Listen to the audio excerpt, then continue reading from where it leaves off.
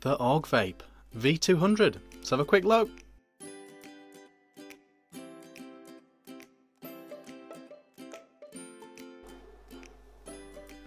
Hey guys, Vick here, back with another quick look video. We're just going to take a very quick look at this mod. It has actually been out quite a little while. There's some very good full reviews available online. If you're still interested in this, after this quick look, then maybe check out a full review. The Augvape V200, what is it? It is a dual 18650 200 watt mod. V200, it's allegedly inspired by a car engine, a Honda engine. It's got sort of an engine style appearance as we look around it. Available in a range of colours, black, white, red. I've seen this in, I believe, 200 watt mod. Screen down the middle here. It's got a very fancy fire button on the fascia here. Micro USB. And it's also got this wheel here. It's got this wheel for adjusting your wattage and navigating the menu. It's a very simplistic mod in terms of what it can and can't do. It has three modes. It has normal, which is your standard wattage mode, 0 to 200 watts. And it also has V mode, which is one of Augvape's very own modes. What they say with V mode is it gives you a quicker response, a faster hit. From pressing the fire button to vaping is quicker. It's got a slight boost, if you like, on that.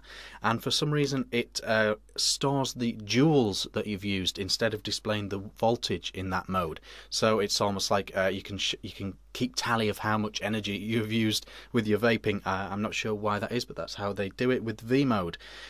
It also has bypass mode as well, which, as you know, just dumps the power straight from the batteries straight into your atomizer, and you can use it almost like an unregulated device, if you like. So it has those three modes, and that's all it has. It doesn't have TC, doesn't have TCR, doesn't have curve or anything like that. It's a very simplistic device. It's got a very big 510. You can fit very big tanks on here. I reckon you could get up to 28mm tanks on here without any overhang, which is very good if you like your big tanks. It's also a very rugged design. I think it's a zinc alloy they've used for the finish, and it is an absolute unit. If you work out and about, you're a builder or something like that, and you work out and about, this thing is absolute rock solid. It is an absolute unit. So it would be a very sturdy, very sensible variable wattage device for out and about, a full day's work with a dual 18650 in series. High wattage, you know, if you want high wattage, you need battery life, but you're out and about and you need it to be rugged, this is an incredibly rugged device. It's got this engine styling going on. I don't know, you let me know what you think in the comments about that. It's also got this dial instead of having up and down buttons. The dial does work very well actually, and I do like the way the wattage ramps up. You can hold the wheel in position to get the wattage to scroll up, and you can hold it down to get it to scroll down faster as well as just tapping it if you want up, down, with one click if you like. So the wheel does work very well, no gripes with the wheel. The screen is very simple but very easy to read, very simple, but yeah, it's got everything you want on there.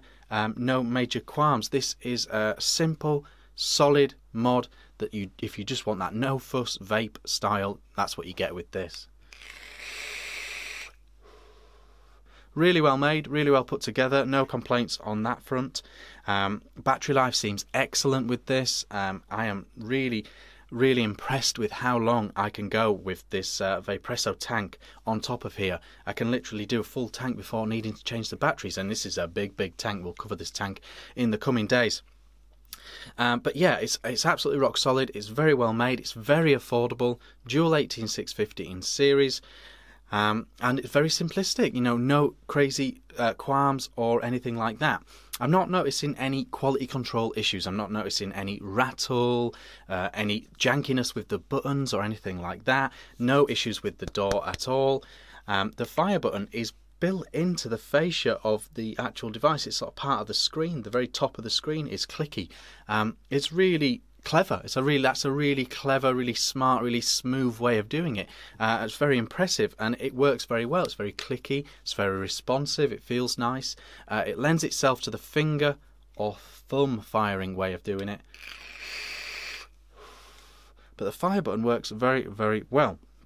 So, dual 18-650 in series, you can fit big old tanks on top. It's a big old unit, but very strong, very sturdy, very well made. If I was to compare it to some other dual cell devices, we recently did the Asmodus Lustro, and it does feel a lot bigger in the hand than the Lustro. It's taller, it's quite a bit taller. It's about the same thickness, but because of the different materials used, this one is much weightier and sturdier in the hand. Very, very solid indeed. Another Asmodus mod, the EOS. You can see that it's quite narrow compared to that. Quite narrow compared to that, but again, much sturdier, chunkier feel. In terms of negatives, I don't really have any major ones. There's obviously a lot of ones that you need to be aware of depending on how you vape. If you're a TC vapor, this is not for you. If you want TCR, this is not for you. You want power curve and all those additional preset settings, this is not the mod for you. But if you are just a simple, straightforward, variable wattage vapor, you need something strong and sturdy, then it is a definite option. The wheel, I guess, is subjective as well. I have found myself catching it a little bit.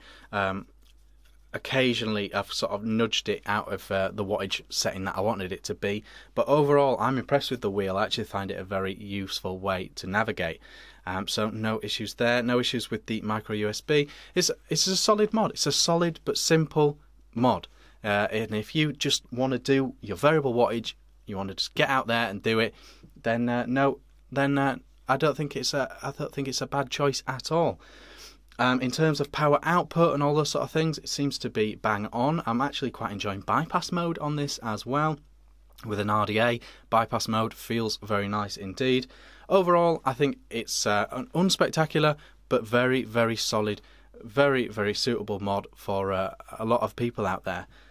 Check it out. Range of colours available, very affordable from Augvape. A nice job overall, I think. Remember, this is just a quick look. There's full reviews out there. Go and check those out if you're still interested. Links in the description to where you can get it and all that good stuff.